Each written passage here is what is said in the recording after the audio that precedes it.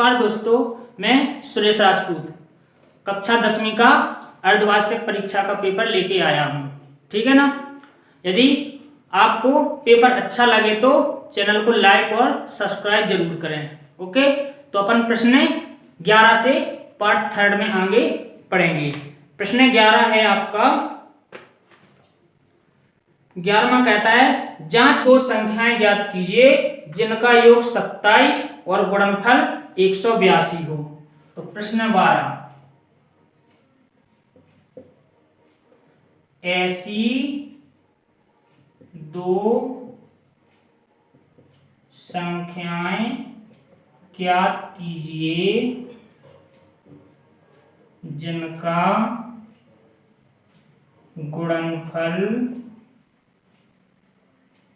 यदि दो संख्या ज्ञात कीजिए जिनका योगफल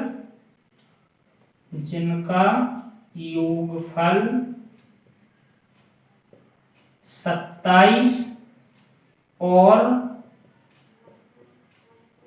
गुणनफल दे रखा है आपको 182 हो। ठीक है ना। तो देखते हैं हल। माना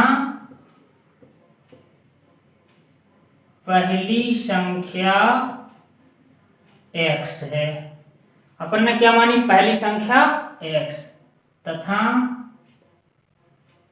दूसरी संख्या क्या ले लेते हैं, 27 माइनस का x होगी। दूसरी संख्या क्या होगी आपकी, 27 माइनस x। ओके, तब प्रश्नानुसार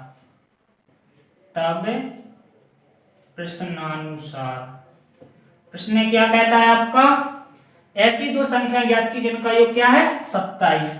तो अपना दो संख्याओं को जोड़ने पर क्या आना चाहिए, योग 27, और जिनका गुणनफल क्या होना चाहिए 182।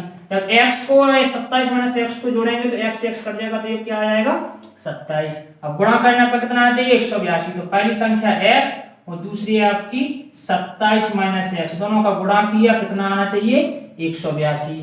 ओके, x का में गुणा कर देते हैं तो ये हो जाएगा 27x, x का x में तो x और x क्या है x स्क्वायर बराबर 182। ओके, इसका पक्षांतर कर देते हैं, 27x minus x square minus का 182 बराबर 0 हो गया।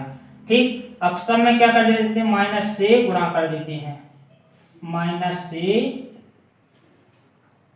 गुणा करने पर क्या कर देते हैं, माइनस का गुणा कर देते हैं। ओके, यहां से कर देते हैं। आप माइनस का गुणा करेंगे तो माइनस का हो जाएगा 27x माइनस माइनस प्लस का x, तो पहले बड़ी संख्या लिखेंगे तो प्लस का हो जाएगा आपका x स्क्वायर, माइनस का हो जाएगा 27x और माइनस माइनस प्लस का हो जाएगा 182 बराबर क्या हो जाएगा 0। ओके, अब अपना क्या इस 182 का गुणा यहाँ पर क्या करना है, फैक्टर तोड़ना है इसके। तो 182 एकम 182, तो गुणा करने से 182 आना चाहिए, जोड़े घटाए से 27 आना चाहिए। तो देखते हैं 14 और 13, देखते हैं 14 चौक 13 चौको 52, हासलाइन 4 5 और 13 एकम 13 और 5 कितना होता है 18। तो गुणा करने से तो आ रहा है 182 और 13 और 14 को जोड़ते हैं तो क्या हो रहा है 27 भी हो रहा। ओके, तो देख लेते हैं आपकी संख्या क्या क्या मिलेंगे आपको, 13 और 14। तो x स्क्वायर माइनस के 14x और माइनस के 13x, इन दोनों को जोड़ेंगे तो माइनस के कितना होगा 27x, और इन दोनों का गुणा करेंगे तो क्या आ रहा प्लस का 182 बराबर 0। इसमें से कॉमन क्या है दोनों में, x कॉमन निकाल लेते हैं तो यहाँ पर x बचेगा, x बाहर निकाल लिया तो क्या बचा 14। इन दोनों में क्या करते हैं, माइनस 13 कॉमन निकालते हैं तो x बचा, और प्लस में से माइनस के 13 कॉमन निकाले तो माइनस 14 बचेंगे। ओके, क्योंकि 13 और 14 का गुणा करने पर कितना आता है 182, जब 13 कॉमन निकाले तो क्या बचेंगे 14 बचेंगे, क्योंकि जो इस कोष्टक में वो इस कोष्टक में आना चाहिए। ठीक, अब इसमें से अपन ने x माइनस 14 कॉमन निकाल लेते हैं तो यहाँ पर बचेगा x, और ये बाहर निकलेगा तो बचा माइनस के 13 इक्वल 0। तो एक बार लिखते हैं x माइनस 14 इक्वल 0, तो x बराबर क्या आ जाएगा 14, और एक बार x माइनस 13 इक्वल 0, तो x बराबर 13। ठीक, अतः पहली संख्या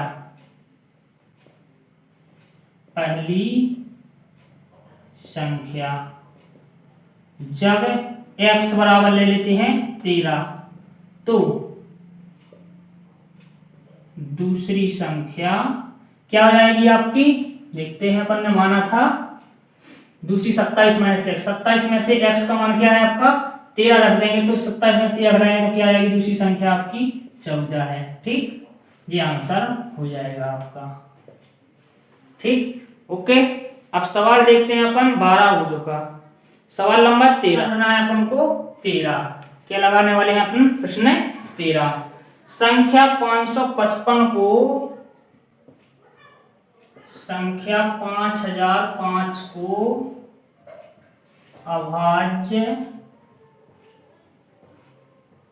गुणनखंड के रूप में व्यक्त कीजिए। ओके, तो देखते हैं संख्या अपन कितनी है 5005। इसके अभाज्य गुणनखंड तोड़ेंगे। सबसे पहले 3 से तो कट नहीं रहा है, 5 से काट देते हैं। 5 एकम 5, 2 0, 5 एकम 5। ओके, 5 के बाद कटेगा ये 7 से। ठीक, 7 एकम 7, बच गई कितनी 3, अंक लिया 0। 4 सत्ते 7 चौको कितना हो गया 28। ठीक, बच कितने गई 2, अंक लिया 1। 7 3 21। ठीक, कट गया। अब देखते हैं, अब काट देते हैं अपन कितने से 11 से। 11 से काटेंगे तो 11 से कट रहा, तो 11 एकम 11, बच गई 3, हो गई 33। 11 3 कितना आ गया 33। ओके, अब 13 से काटेंगे तो 13 एकम 13, अतः 5005 बराबर क्या आ गया 5 गुणे 7 गुणे 11 गुणे 13। ये आपका आंसर हो जाएगा। ओके, अब प्रश्न है आपका 14। तो प्रश्न 14 देखते हैं आपका क्या कहता है। निम्न द्विघात समीकरण के मूल ज्ञात कीजिए। क्या ज्ञात करना है आपको, द्विघात समीकरण के मूल। द्विघात समीकरण 4 करणी 3x square plus 5x minus 2 करणी 3 बराबर 0 के मूल ज्ञात कीजिए। क्या ज्ञात करना है आपको, इसके मूल चाहिए द्विघात समीकरण के। तो देखते हैं हल। क्या दिया आपका 4 करणी 3x square plus 5x minus 2 करणी 3 इक्वल 0। ओके,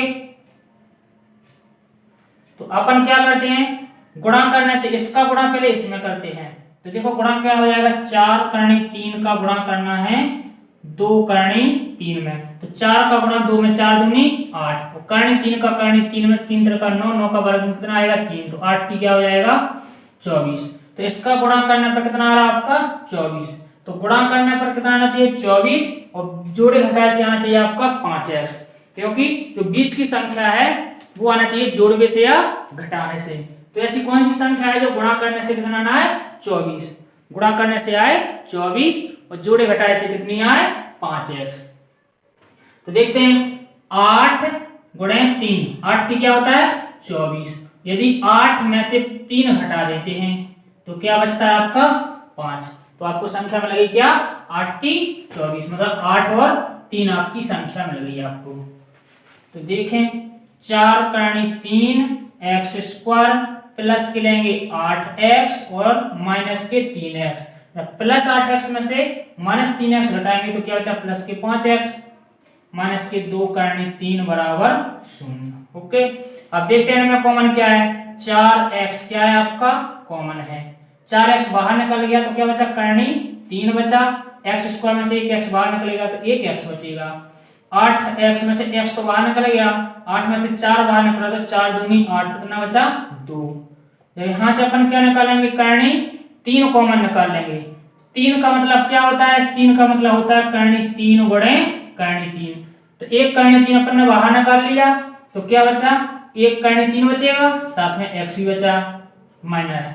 जब जे करनी 3 बाहर निकल गया तो क्या बचा, -2 बराबर 0 हो गया। ओके, अब ये दोनों समान आ गए ना, जब यहाँ पर प्लस और ये माइनस का करनी 3 बाहर निकाला तो ये भी प्लस का हो जाएगा, जी और ये समान आना चाहिए।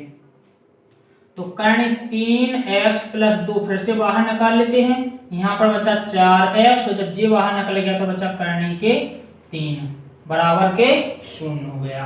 ओके, तो देखते हैं, एक बार अपन इसके बराबर 0 कर देते हैं, करनी 3x + 2 बराबर 0, पक्षांतर करिए तो करनी 3x बराबर -2, पक्षांतर करेंगे तो माइनस के हो जाएंगे, तो करनी अपना x का मान चाहिए, तो x बराबर -2 बटे में आ जाएगा करनी के 3। ठीक, इसी प्रकार इसको करते हैं, 4 करनी 4x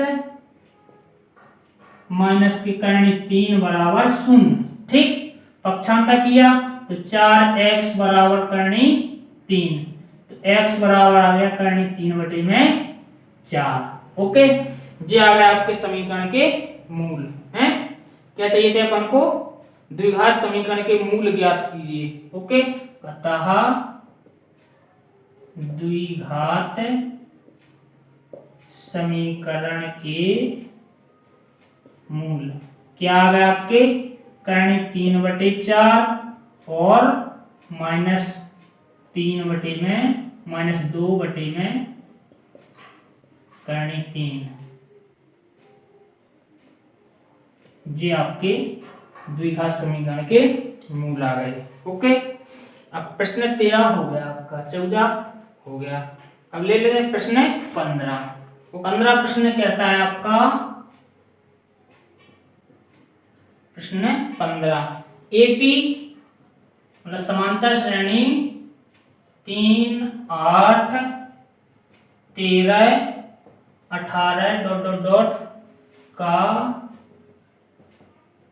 कौन सा पद 78 है। ठीक, तो अपन हल कर लेते हैं। देखा, माना a बराबर a क्या, प्रथम पद 3 पहला हो जाएगा, और d क्या है आपका सर्वांतर, दूसरे पद में से पहला पद घटा देंगे तो क्या आ जाएगा, 8 में से 3 घटाया तो 5, और मान लेते हैं a n पद कितना दिया, 78। ठीक है ना, और n ज्ञात करना है। ठीक, n क्या करना है आपको, ज्ञात करना है। सूत्र होता है आपका an बराबर a + n-1 × d। an का मान दिया आपको 78, a का मान दिया 3 प्लस n ज्ञात करना n-1, d का मान दिया आपको 5, तो 5 हो गया। ओके, 78 3 का पक्षांतर तो -3 बराबर n-1 × 5। 78 में से 3 घटाया तो क्या आ गया, 75 बराबर n-1 × 5। 5 से 75 कट जाएगा तो 15 × 75, कितना आ गया, 15 बराबर n-1। एक का क्या कर देते हैं अपन, पक्षांतर कर देते हैं, तो 15 + 1 बराबर n, 15 1 16 बराबर n, या n बराबर क्या आ गया, 16। अतः 16वां पद क्या है आपका, 78 है। ये आपका आंसर आ जाएगा। ओके, 16वां पद आ जाएगा आपका 78।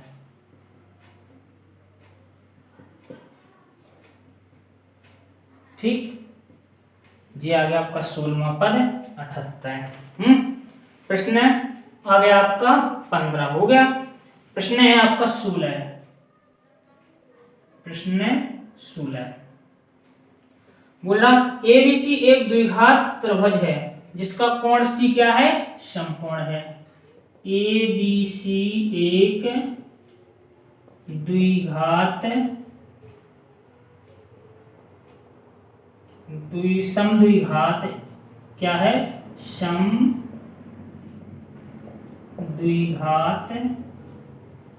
त्रिभुज है जिसका कोण सी समकोण है। ठीक, तो सिद्ध कीजिए। सिद्ध करना है आपको AB² बराबर 2AC²। ओके, हल। तो सबसे पहले अपन त्रिभुज बना लेते हैं, जिसमें ये है आपका C आया यहाँ पर, तो C क्या है आपका समकोण 90 डिग्री।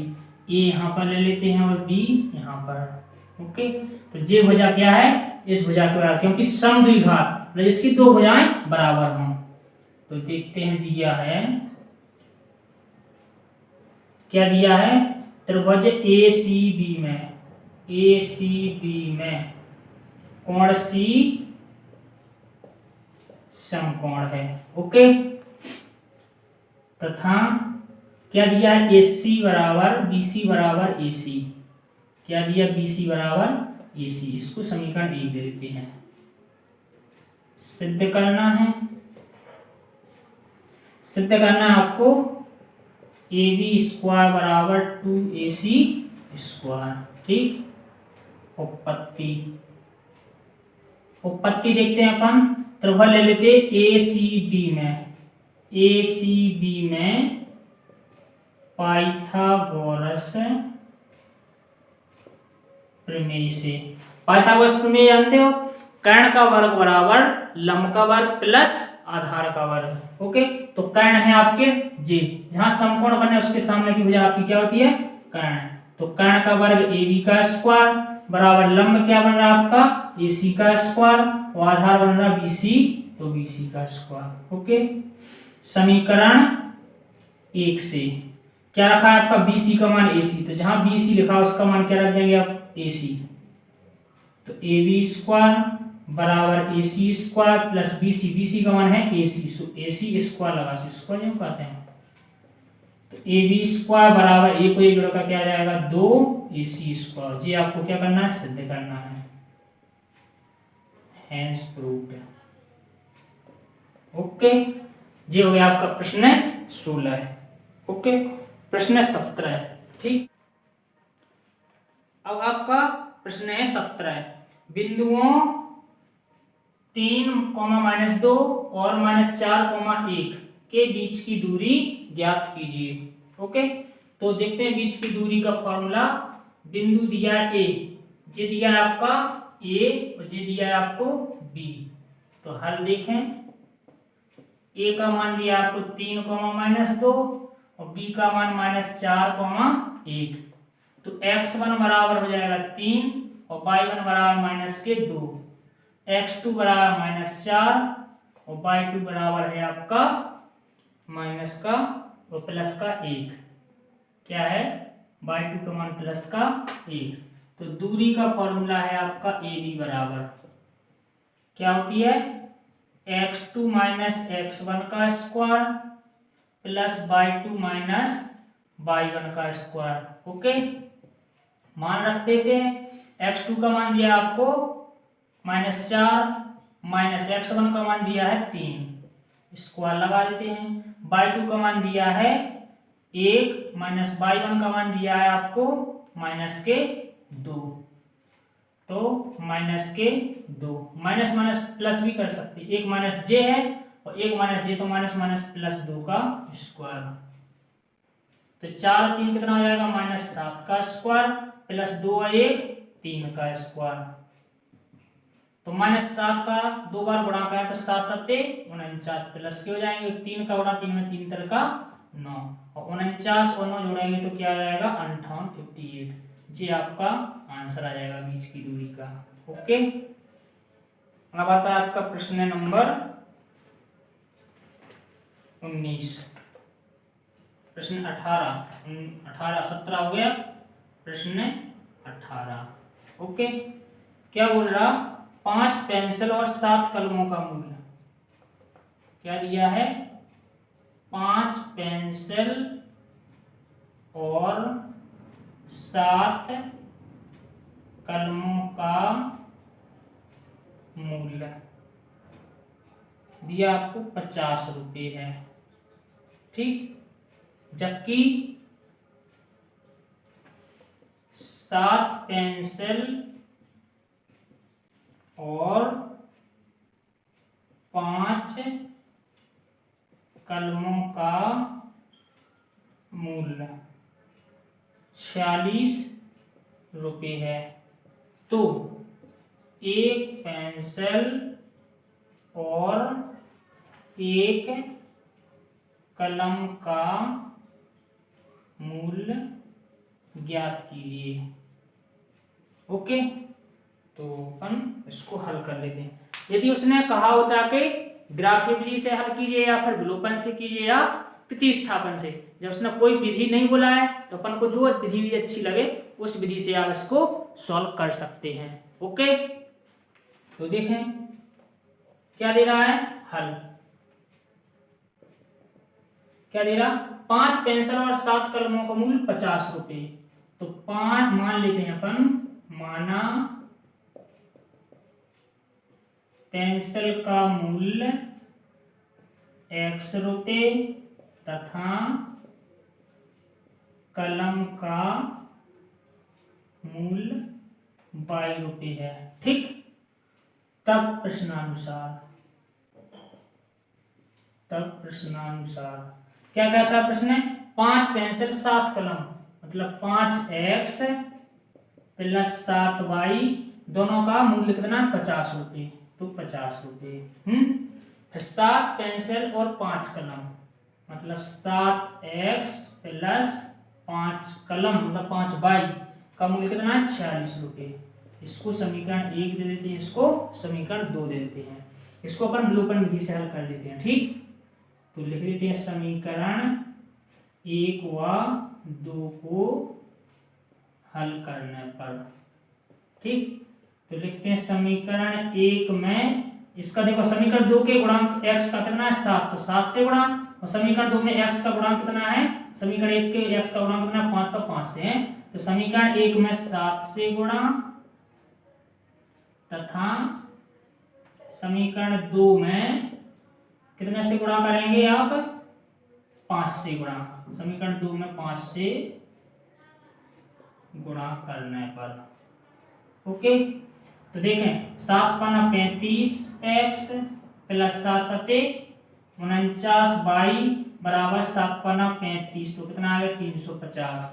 इसमें करना है 5 से, तो 5 7 35 प्लस 55 25y बराबर 5 छक्का 30 और 5 चौको 20 और 3 23, तो ये गया 230। यहाँ लिख देते हैं घटाने पर, क्या लिखते हैं घटाने पर, माइनस माइनस माइनस, तो ये आपका कट जाएगा। 49 में से 25 घटाया तो क्या आ गया आपका, 9 में से 5 चलेंगी 4, 4 में से 2 चलेंगी 2, 24 वाई क्या है प्लस की बड़ी संख्या 49 प्लस की है बराबर। देखो 350 में से 230 घटाते हैं तो 0, 5 में से 3 घटाया 2, 3 में से 2 घटाया तो 120, तो 24 पंचे कितना होता है 120, तो y बराबर क्या आ गया आपका 5। y का मान रख देते समीकरण 1 में, y का मान समीकरण 1 में रखने पर। ओके, तो देखो 5x प्लस 7y, y आ गया तो y का मान कितना है आपका 5 बराबर 50, तो ये 5x प्लस 7 पन्ना 35 बराबर 50, तो 5x बराबर 50, 35 का क्या किया आपने पक्षांतर, तो माइनस के 35, तो 5x बराबर 50 में से 35 घटाया तो कितना बचा 15, 5 से 15 काटते हैं तो 5 3 15, तो x बराबर क्या आ गया आपका 3, क्या आ गया 3। अतः क्या लिखेंगे पेंसिल का मूल्य क्या माना था x, अतः पेंसिल का मूल्य कितना है आपका, लिख देते हैं अपन, पेंसिल का मूल्य आ जाएगा आपका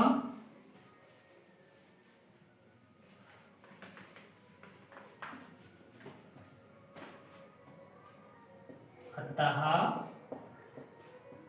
पेंसिल का मूल्य कितना है आपका x बराबर कितना है 3, तो पेंसिल का मूल्य 3 रुपये तथा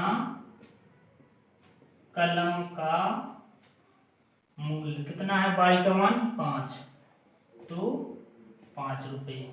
ओके, ये आपका आंसर आ गया। ओके। यदि आपको प्रश्न अच्छे लगे हों तो चैनल को लाइक और सब्सक्राइब जरूर करें। ओके, धन्यवाद।